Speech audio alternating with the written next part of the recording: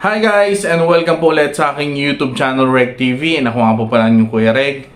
At ngayon ang topic natin. Kung hiwalay na kayo or kayo pa rin pero malayo kayo sa isa't isa at gusto mong malaman kung nasa isip ka pa rin ba ng lalaki na yan, makinig ka sa mga sasabihin ko sa video na to. Dahil sa video na to pag-uusapan natin kung ano nga ba yung mga signs na hindi ka makalimutan ng isang lalaki. Or lagi ka pa rin nasa isip ng lalaki. Kaya kung interesado ka, chill ka lang dyan dahil uumpisa na natin yan pagkatapos ng intro.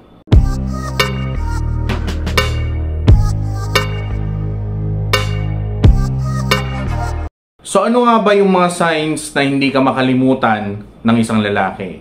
Number 1, mabilis sumagot sa text or tawag mo. Kung naghahanap ka ng sign kung hinahanap ka pa rin ba ng isang lalaki, pansinin mo kung gaano siya kabilis mag-reply sa mga text at tawag mo. Dahil kung mabilis mag-reply yan, ibig sabihin, abangers pa rin yan sa'yo. Lagi ka pa rin tumatakbo sa isip niya or lagi ka pa rin laman ng isip niya. Kaya mag-ring lang yung phone niya, sigurado nagmamadali na yan para i-check kung ikaw yung nag-message or tumatawag sa kanya. Kahit na busy siya or marami siyang ginagawa, hindi pa rin siya magdadalawang isip na sagutin yung tawag or text mo sa kanya. Number 2, nilalike niya yung mga post mo sa social media. Ang isa pang sign na hindi ka makalimutan ng isang lalaki ay kung active siya na mag-react sa mga social media post mo.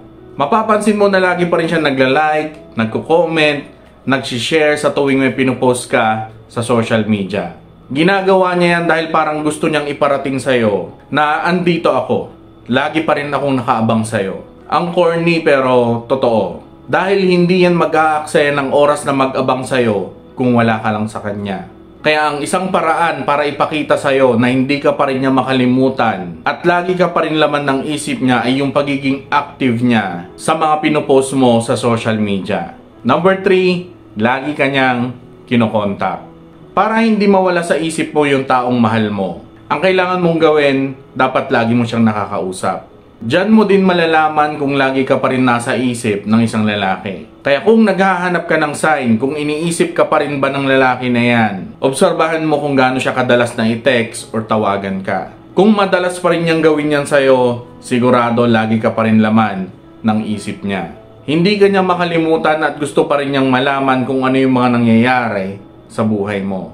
Number 4, wala kang maririnig na may babae siya. Posible na hindi ka pa rin nakakalimutan ng isang lalaki. Wala kang maririnig or mababalitaan na may iba na siya. Dahil ikaw lang lagi ang laman ng isip niya. Kaya kahit na yung mga taong malalapit sa inyo, wala silang makita na nakikipaglandian siya sa iba or may kinakausap na ibang babae. Dahil kung ayaw kanyang kalimutan, sigurado hinding-hindi yan nahahanap ng kapalit mo. Dahil ikaw pa rin ang laman ng isip at puso niya. Number 5, lagi pa rin niyang kinakausap ang pamilya at mga kaibigan mo. Kung matagal na kayong hiwalay at gusto mong malaman kung iniisip ka pa rin ba ng ex mo, tignan mo kung madalas pa rin siya makipag-usap sa mga kaibigan at pamilya mo. Lagi pa rin niyang kinakamusta ang mga magulang mo, kabanding pa rin niya yung mga kapatid mo, at nakikipagkulitan pa rin sa mga kaibigan mo. Nagagawa pa rin niya yung mga yan dahil nahihirapan talaga siya na kalimutan ka. Na lagi ka pa rin nasa isip niya. Kaya kahit wala na kayo, hindi pa rin niya kayang lumayo sa mga tao na malalapit sa'yo. Number 6, nagustuhan niya yung mga paborito mong movie at kanta. Kapag sinabi niya sa'yo na hindi ka niya kakalimutan, totoo yung mga sinasabi niya kung mapapansin mo na pareho na kayo ng mga pinapakinggan na kanta, na mga pinapanood na movie. Dahil kung inis na inis ka sa tao na yan at gusto mo na siyang kalimutan sa buhay mo, sigurado iiwasan mo muna yung mga bagay na gusto niya habang nagmo-move on ka. Gaya na lang sa mga music. Kung maririnig mo yung mga music na gustong gusto niya, sigurado ayaw na ayaw mo yung pakinggan. Or ayaw na ayaw mong manood ng mga horror na movie dahil yon yung paborito ng ex mo. Iiwasan mo yung mga yan pag naghiwalay kayo at habang nagmo-move on ka. Kaya kung yung lalaki na yan ay mas lalo pang napalapit sa mga bagay na gusto mo, ayaw ka talagang kalimutan ng lalaking yan. At yung mga bagay na paborito mo ang ginagamit niya para lagi ka pa rin niyang naaalala. Number 7, malalaman mo yan sa mga kaibigan niya. Kung LDR kayo at gusto mong malaman, kung iniisip ka rin ba ng boyfriend mo kung malayo kayo sa isa't isa, ang gawin mo, pakiramdaman mo yung mga reaksyon ng mga kaibigan niya. Madalas mapapansin mo na lagi siyang inaasar sa tuwing tumatawag ka. Makikita mo silang magko-comment sa post niya na tungkol sa'yo sa social media. Or, binibiro-biro ka ng mga kaibigan niya na nababaliw na yung boyfriend mo sa sobrang pagkamiss niya sa'yo. Sign lang yan na lagi kanyang nasa isip. Kaya lagi kanyang nakikwento sa mga tropa niya. Kaya parang kilalang-kilala ka na nila. At syempre, gusto rin nila na mapalapit sa'yo. Dahil puro magaganda yung nakikwento ng boyfriend mo sa kanila na tungkol sa'yo. Number 8, humihingi siya ng pictures mo. Kung lagi siyang humihingi ng pictures mo sa'yo ng walang rason, sign na yan na lagi kanyang iniisip. Gusto niya lagi kanya nakikita, kaya ayan, humihingi siya ng mga pictures mo. So, bakit hindi na lang siya mag-grab ng mga pictures mo sa social media, diba? Alam nyo, iba kasi yung picture na para sa lahat. At iba din yung picture na special para lang sa boyfriend mo. Yung kahit na wala kang kaayos-ayos, tapos simpleng smile lang, naka-selfie. Or, kagigising mo lang tapos nakangiti ka na nag-take ng picture tapos isi-send mo sa kanya. Yung mga pictures na natural lang.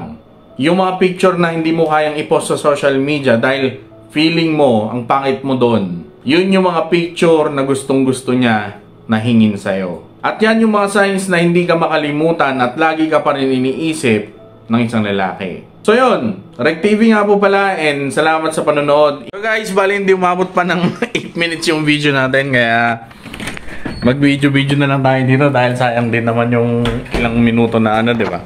Kasi mas malaki yung revenue pag umabot siya ng 8 minutes. Naka naman sasabi mo?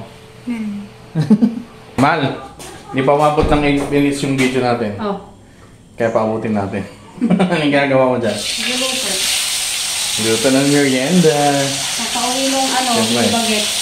Nakauwi ni Seth kaya siyempre, lulutuan ni Mrs. yan ng merienda niya. Gutom. Galing school. Nag-review. Gutom.